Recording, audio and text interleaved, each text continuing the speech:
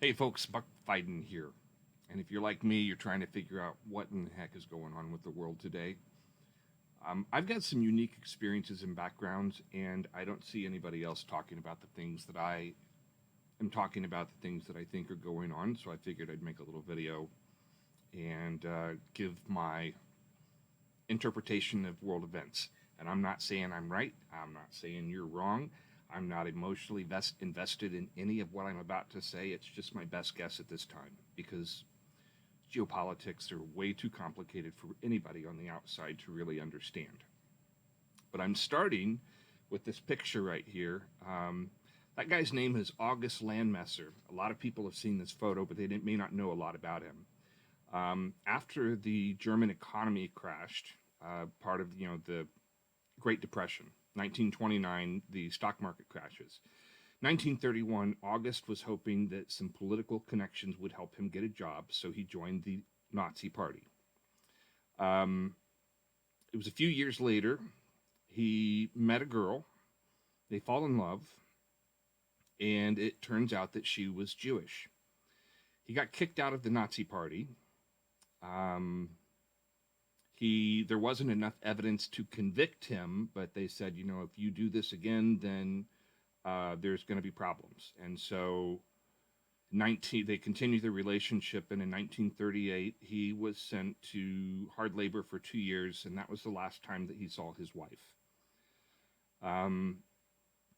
This picture was taken in 1936 at a Nazi rally. And the reason I'm pointing this out is that a lot of times it seems like we're alone. If you're watching this, you probably are wondering what the heck is going on and why nobody else seems to see what you see. August wasn't wrong. And I don't think you and I are going to turn out to be wrong exactly if we're just looking at the evidence, because everything is about following the money. So August died. He eventually got conscripted into the German army, part of a penal group, and went missing in Croatia. His body was never found. And his wife ended up going to a concentration euthanasia camp, and both of them were declared dead in 1949.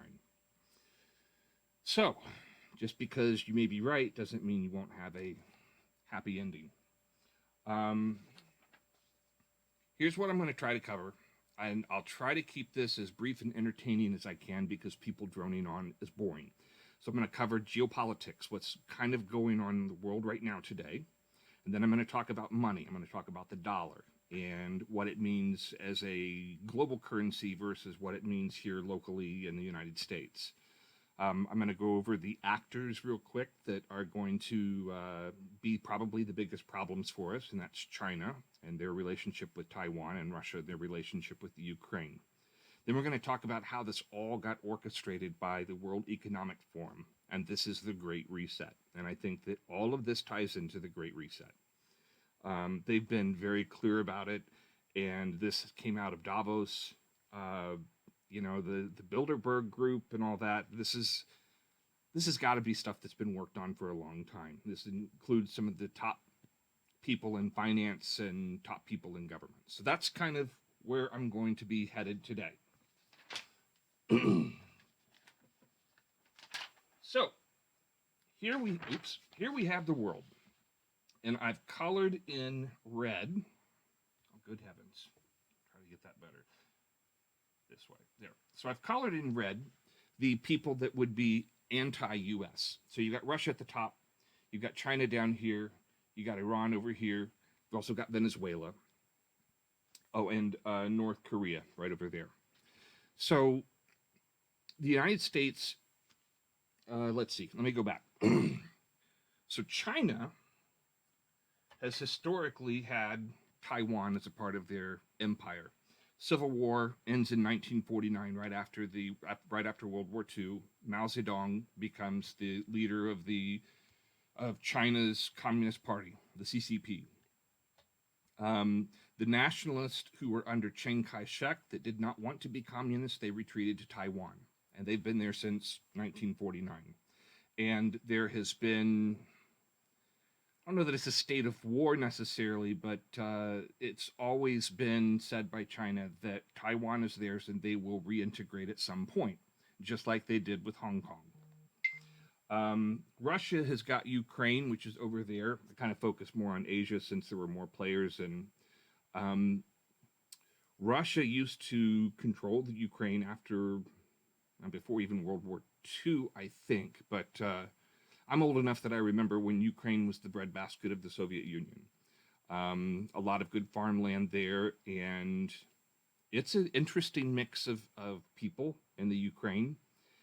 The other thing to know about the Soviet Union, Russia, Putin grew up in the KGB. He grew up, being a Soviet, and he wants to return the Soviet Union to its former glory because it fell apart in 1991.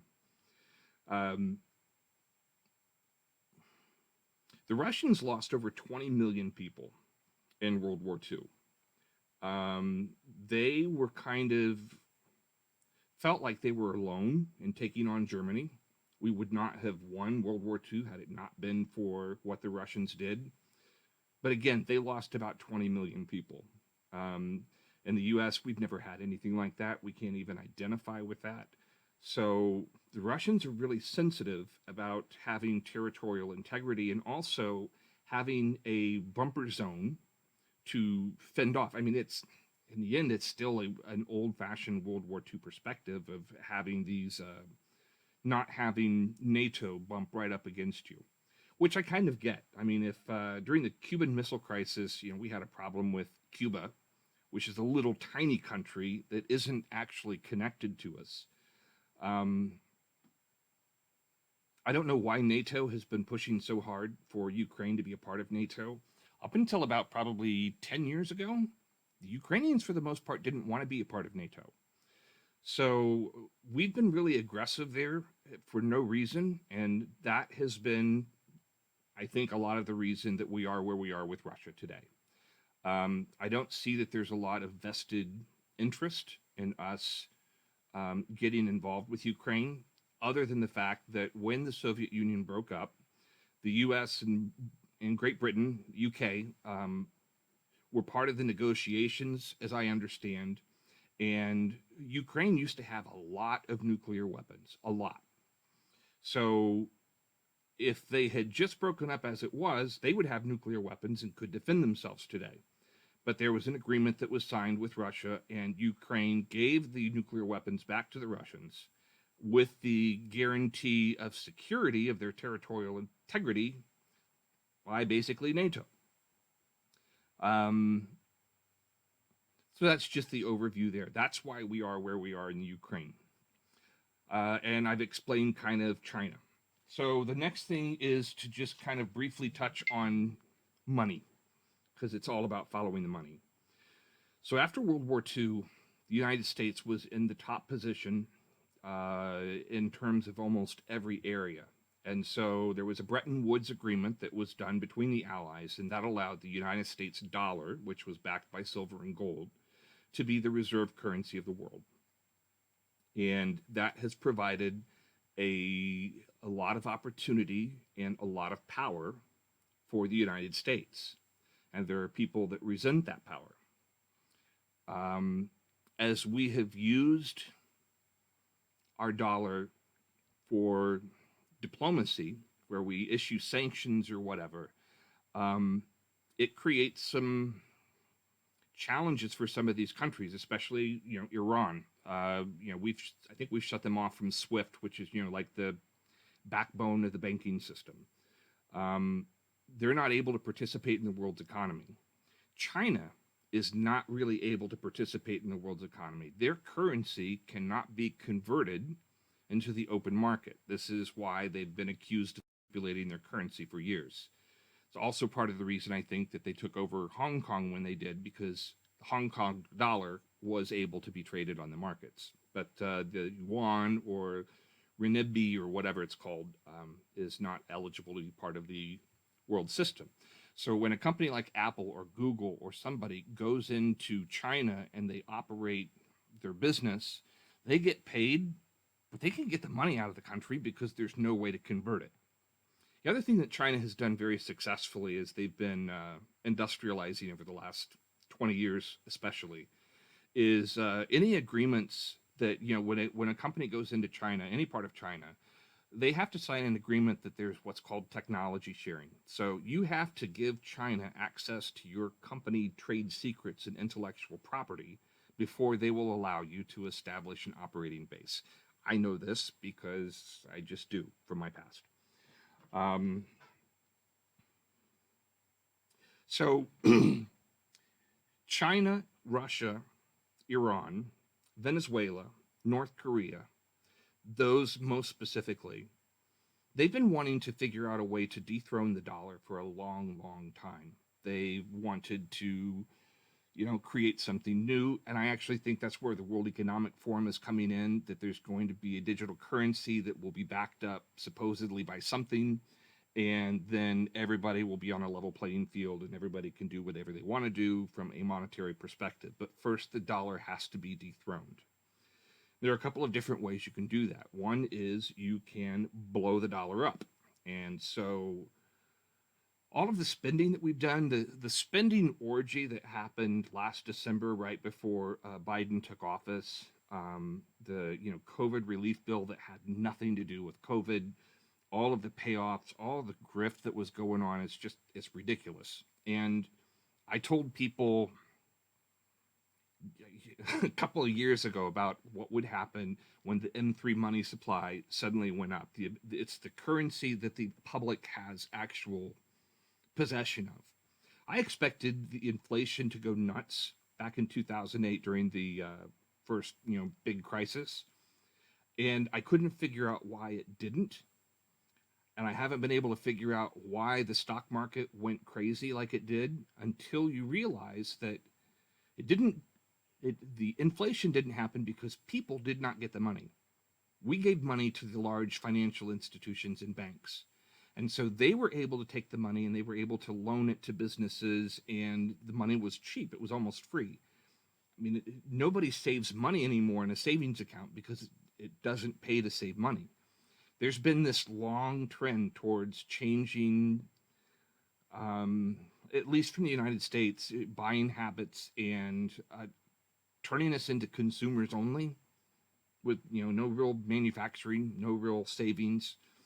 I remember NAFTA back in the 90s, and there's going to be a great big sucking sound of all the jobs leaving, and looks like Ross Perot was right. Admitting China into the World Trade Organization 99 or 2000, bad move. But we knew that. I mean, they're the Chinese people are not bad. And I worry about what's going to happen here over the next year, especially in America, with people that don't understand the difference, between Koreans and Japanese and Vietnamese and all of the different types of Asians that there are. They're just going to look and see Asian, and I hope that they don't say or do stupid things to these people, because the problem is the government. It's not the people. The CCP, they're evil. They're evil. They're evil on a lot of different levels that people that just watch the news don't even understand. So, China and Russia and Iran, all of these guys, they've been looking for ways to dethrone the dollar. So we have all this inflation going on, which devalues the dollar. So there's step one. The other thing is, with the quantitative easing we've had, where we are just printing money, we have now become a fiat currency. Nixon in 1971, he disengaged the dollar from the silver backing, supposedly for just a short time, but it never got reinstated.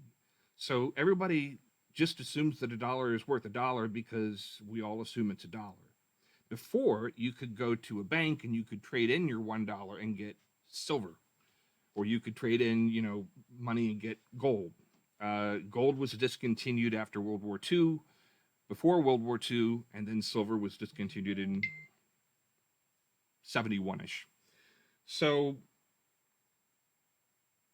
China holds $1.1 trillion in federal government bonds. And without going into too much detail, the idea is that the Fed, which is a private organization, it's not technically part of the US government, the Fed can create money from nothing. Banks can then create 9 times the money they get from the Fed for nothing. Loans and whatever. They don't have to have, if your house costs $200,000, the bank doesn't have to have $200,000 there held for you. They can loan you the money, and as long as they have 10%, this is fractional reserves. As long as they've got $20,000 in the bank, they can loan you 200. So the size of the actual debt of the economy is enormous. It's huge. The Fed is able to do this by selling bonds, treasury bonds, on the market. And so people buy the bonds because it's a stable investment, even though they don't pay very well. They buy the bonds, and that's what helps them be worth something. If people were not to buy the bonds, then they would have to increase the interest rate to get people to buy them. When you watch the news and they talk about bonds being an inverse ratio, that's it. The less people buy, the higher the interest rate has to be to get them to buy. So China could dump their $1.1 trillion on the bond market, and they could destroy our economy. It's one of my big worries actually right now is that, in the months after the Olympics, assuming the Olympics go off as part of a all-out war, I mean, the unlimited war. China's been doing this for a while, but it's been quiet. The way that they have manipulated our manufacturing, the way that they have, they were hoarding all of the mask and PPE gear when COVID hit, all of that. They've been doing this weird thing for quite a while now. I could see China, Iran, Russia, some of these players try to take the U.S. economy out once and for all. And if they did that, I don't even know what would happen. It would be ugly. I literally have no idea. I've been talking to some friends about this over the last week or two, just kind of in theory what would happen. So that's one thing that could happen. Crash the economy, which could lead to a great reset, because then who's going to be the international currency? It'll be some type of a regional dollar that will be set up based on the ratio of global GDP in different regions.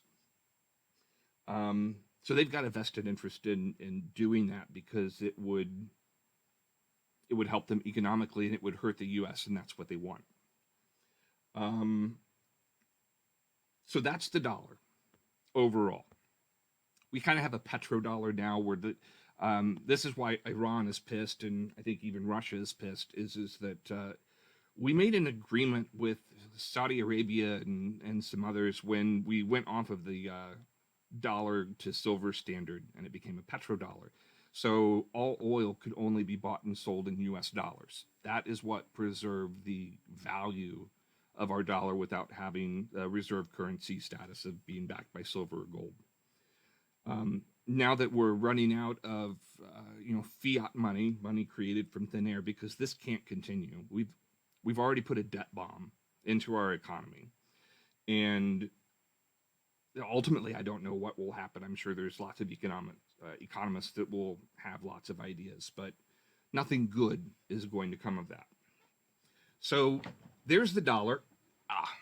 So now let's talk about what China, Russia, Ukraine, and all of that is going on. Actually, and this is probably important. So China has a Belt and Road Initiative. China's got a lot of initiatives.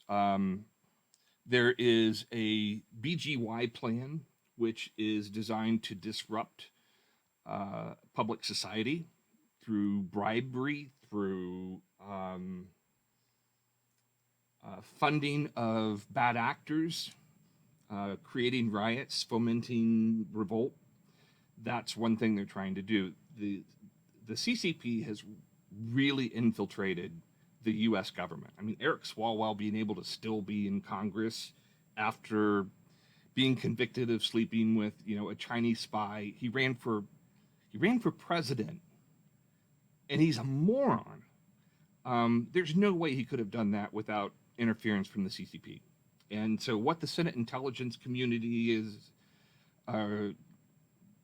group is doing, I don't know. I don't know why more actions aren't being taken, but everything is just going in super slow motion.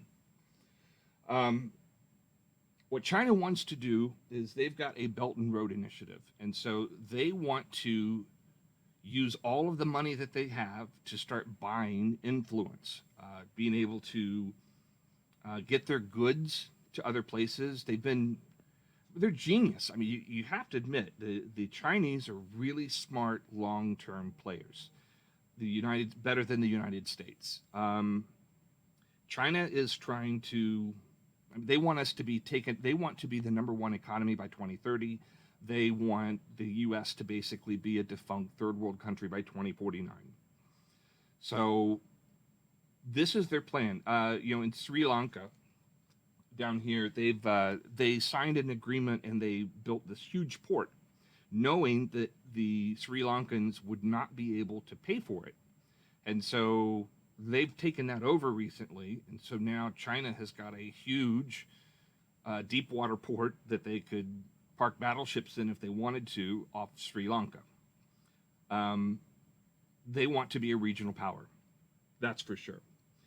And as I mentioned before, Taiwan is a huge sticking point for them. This is an honor culture, which most Americans probably don't understand, but this idea of not being embarrassed, of saving face. We say the squeaky wheel gets the grease. They say the nail that sticks up is the first one to be hammered. They're all about conforming to society. Everybody, just kind of getting your head down and being part of the group. So it's a completely different way of looking at things from how we look at stuff. This is a source of national pride for them. China's civilization has been around when there were pharaohs in Egypt, when the Romans were fighting the Carthaginians in the Med. Chinese civilization has been around a long time. They're very proud of that. They should be. However, they went through a century of humiliation, where they were colonized and where they just felt like they were taken advantage of by the Japanese, by the British, by the Dutch, by whoever. And so Mao Zedong brings China back to the forefront, kind of brings it together as a cohesive nation. And there's not been another leader that can touch Mao other than Xi Jinping, who's now the leader of the CCP. And he wants to be as great or greater than Mao. And so a lot of these initiatives are things he's been doing while he's been consolidating power. And they're buying influence all over Africa, all over the Middle East. They've been trying to work with India. They have completely infiltrated U.S. justice system. When you wonder why the FBI and everything is not going the way it should, the only thing that makes sense to me is that there are people in important positions that have been bought and sold by China. That has to be it. So Russia, on the other hand, they lose 20 million people in World War II. Really sensitive about having a bumper zone, a hedge of influence around them so that nothing like World War II would ever happen again. I personally think that's kind of old-fashioned thinking, but Putin rose up through the ranks of the KGB under the Soviet Union. He wants it back. So NATO's been pushing Ukraine to join. I don't know why. I don't think that that's necessary. And U.S. and Britain signed a agreement for nuclear weapons to stay out of. So Ukraine used to have a lot of the Soviet Union's nuclear weapons. Ukraine gave those weapons back to Russia in exchange for security guarantees from the U.S. and Great Britain. So that's the only reason why the U.S. is even remotely involved in the Ukraine situation. Again, I don't understand what the push is for them to join NATO. 10 years ago, Ukraine didn't want to join NATO. Um, it's kind of weird. So, if we take my theory about wanting to upset the dollar, and Russia having lost 20 million people, they want that buffer zone. China wants Taiwan back. But nobody's really sure how the USA will respond because, let's be honest, we have screwed it up every possible way. From Iraq to Afghanistan to Iraq to, we have not done a good job in nation building. I don't think we should be nation building. That's not how we were set up, and that's part of the problem. But now we have an empire, and we're expected to be the world's policeman, and we haven't really been tested by a major power. I think China and Russia could be working together. I think Russia is pushing to see how far we'll go with Ukraine, and China is watching that very closely. On the other hand, Russia and China, even though they're next door neighbors, they've always had a very contentious relationship. They've not got along well. They've had a couple of battles and skirmishes. Even in the late 1960s, early 1970s, they were at war for a while. So I don't know that there's a lot of deep trust between the two. If you ask me, I think Russia could be playing monkey in the middle. They are looking for whatever is going to be best for Russia. If they can work out some type of a deal with NATO, with the US or whatever, that they get to have more sphere of influence in Europe, they get to have their natural gas, the Nord Stream 2 pipeline. If they get those things, maybe they wouldn't side with China. Maybe we could isolate China on our own. If that doesn't happen, I would fully expect for Russia to go into Ukraine and China to go into Taiwan shortly thereafter, and we're going to be in another two-front war. And if all of that goes down, then that's where the whole debt bomb and China dumping and Russia dumping and whoever else owns treasury bonds, just dumping those on the market to totally crash the dollar. The beneficiaries of all this is going to be the rich and powerful. The World Economic Forum that says you will own nothing and be happy. This is something that's been pushed since 2015. Klaus Schwab is the guy that started using this term in 2015. And what's interesting is that, so COVID started in October, November of 2019. They think it was during like some World Firefighter Games in Wuhan when it was first released. And there's now no more question that it's not from bats. It came from the lab. Now, whether it was purposeful, which I kind of think it was, or if it was accidental, which who knows. Anyway, it came from there. China actually warned its citizens to prepare for nuclear war when we first started saying we were investigating it. They know what's coming. They're hoarding grain. They're hoarding energy supplies. And they know that everybody's preparing for something horrible. I don't know what the horrible is, but everybody's preparing for it. China has 60% of the world's grain reserves right now, and they still have got some food problems. Is it Malaysia? I think it's Malaysia has just announced they were going to stop selling coal to China, and most of China's power comes from coal. They're already in a tiff with Australia, which used to sell them coal. So, Malaysia is also now going to stop selling them nickel, which is needed to make steel. And China is by far the number one steel producer in the world. So that's going to affect everything from smart cars to batteries to everything. China sees something. China's running out of time. If they don't do something big, then they're going to lose power. The CCP will lose power, and they will avoid that at any cost. The debt bomb that they have in their economy is like, Evergrande and a lot of these real estate companies. I think Evergrande had over $300 billion, And some of that is owed to countries that are outside of China. And so the Chinese government has had to step in and take care of some of those, but it's starting to spread. There is a contagion. Just like Lehman Brothers in the US in 2007, 2008, the same thing's kind of happening in China right now. And so they either have to take action or it's all going to blow up. That's what I think. I don't see the same thing going on with Russia, which is why I think Russia could go one way or the other, whichever way benefits them the most. Another interesting thing is if you look right here, Kazakhstan, there was a large riot there not too long ago, an attempted revolution. Kazakhstan is run by basically one family, and it has got a huge concentration of wealth in just a few hands. And Kazakhstan has got a lot of resources. They've got a lot of resources, actually. And the public should be doing much better than they are. So it's been kind of an organic revolution thing, although I know that Russia and China will probably say it was the U.S. that instigated it. I don't think that's actually the case.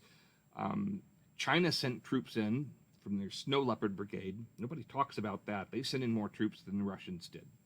China has got some very, very strong connections and desires and plans for Kazakhstan, because as you can see, one of the main roads that heads up to Moscow goes right through Kazakhstan.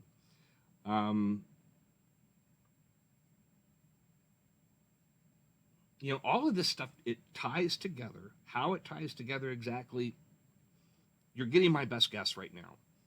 But if you look at the World Economic Forum, so 2019, the virus is released in October, November. In October of 2019, the Bill and Melinda Gates Foundation and the World Economic Forum held a Event 201, which was a exercise at Johns Hopkins for what would happen in the event of a pandemic. Amazing timing and curiosity and coincidence, I know. However, before that Event 201, Bill Gates and the World Economic Forum ran an exercise called Clade X, and that was in May of 2008. Before I get to there, remember that Klaus was talking about the Great Reset. He first started talking about that in 2015. You can get on the web, you can go to YouTube, and you can Google Bill Gates pandemic. And surprisingly, by coincidence, Bill Gates was talking about the rise of a large pandemic in 2015, right at the same time. I know that's quite a coincidence. Clade X was in 2018. And so then you go back to 2005 for Atlantic Storm. And then you go to the Patriot Act. I know that's a switch, but the Patriot Act is what allowed us to be spied on by our own government. And some of our rights to be removed. And the reason that the Patriot Act was able to be done was because of 9/11 and the anthrax attack. So nobody wanted to take away the rights of the Americans to deal with that, but we can see where that has led. And then it goes all the way back to, in June of 2001, Dark Winter. Dark Winter was another exercise at Johns Hopkins that dealt with pandemic preparedness and all this other stuff. There's too many coincidences. There's too many powerful people. There's too much money that has been involved for all of this to be just a coincidence. And so the only thing that I can think of that makes sense is that this is all about the Great Reset. Again, very, very smart people that have been doing this for a really long time, planning this for a really long time. And this is all about a total surveillance state, the elimination of privacy, the creation of a digital currency. I know what they're planning to do here in the U.S. The Federal Reserve has a program called FedNow that they've been testing, which would be that you have a bank account directly at the Federal Reserve. You don't go through banks. Chase would no longer be needed. Capital One, all those guys. It would be part of your vaccine passport, your barcode that has your driving tickets, your medical records, any lawsuits, anything you were sued for, parking violations, health records, everything. An all-in-one digital identification for you. And that's where all of this is headed. That's what I think.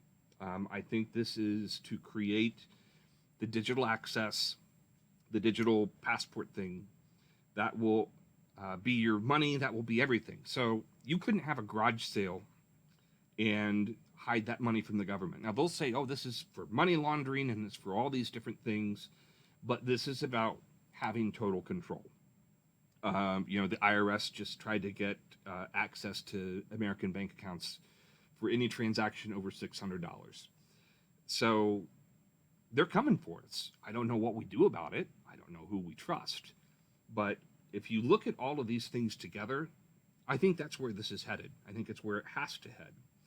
And the only thing I know to do is to make our voices heard, to be contacting Congress people, to attend, protest in a peaceful way. I warn people, don't show up for January 6th because I was worried that something would happen. I had no idea that that would happen. But, there's some weird stuff going on. And those are my ideas that I think's going on. And I would love to hear what your thoughts are as well. Thanks a bunch. BuckFiden saying, have a great day.